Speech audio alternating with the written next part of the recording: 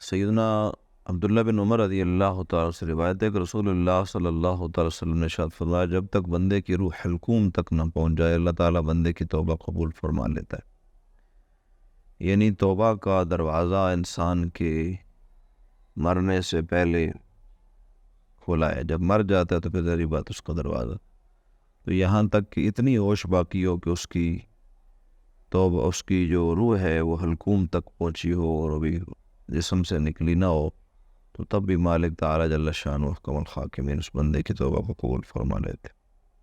سیدنا ابو سعید خدری رضی اللہ عنہ سے روایت ہے کہ حضور نبی کریم علیہ الصلوۃ والسلام نے فرمایا، تم سے پہلے اس شخص نے 99 قتل کیے تھے۔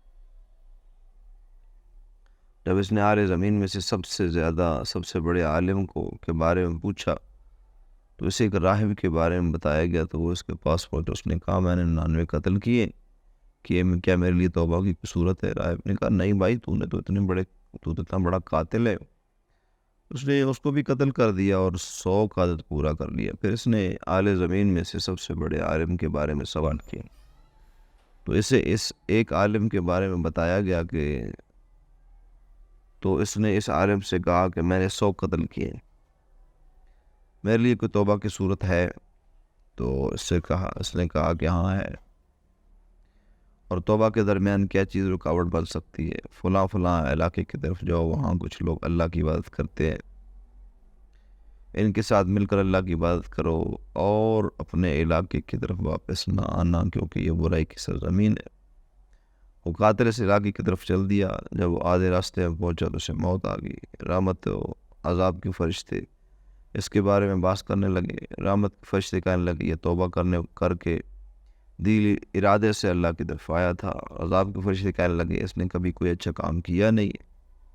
تو اس کے پاس ایک فرشتہ انسانی صورت میں آیا، اور ان کے پاس ایک فرشتہ انسانی صورت میں آیا اور کہا کہ مجھے ثالث مقرر کر لو۔ اس فرشتے نے ان سے کہا کہ دونوں طرف کی زمینوں کو ناپ لو، یہ زمین جس زمین کے قریب ہوگا اس کا حقدار ہوگا۔ جب زمین ناپی گئی تو وہ اس زمین کے قریب تھا جس کے ارادے سے وہ اپنے شہر سے نکلا تھا، تو رحمت کے فرشتے اسے لے کر چلے گئے۔ کتاب التوابین کے اندر یہ حکایت موجود ہے۔ تو ان سطروں سے جو ہمیں طلب ہے، جو مقصد ملتا ہے، وہ یہ ہے کہ توبوا الی اللہ توبۃ نصوحا، اللہ کی طرف توجہ کرنا، لوٹ جانا، استغفار کرنا، معافی طلب کرنا انسان کو بہت بڑے گناہوں سے بچا سکتی ہے، انسان کو بہت بڑے خطرناک راستوں سے بچا سکتی ہے، انسان کو ہر طرح کی ناکامی سے بچا سکتی ہے۔ اللہ تعالیٰ جل شانہ احکم الحاکمین ہر انسان کو توبہ، ہر مومن کو توبہ جیسی عظیم نعمت نصیب فرمائے۔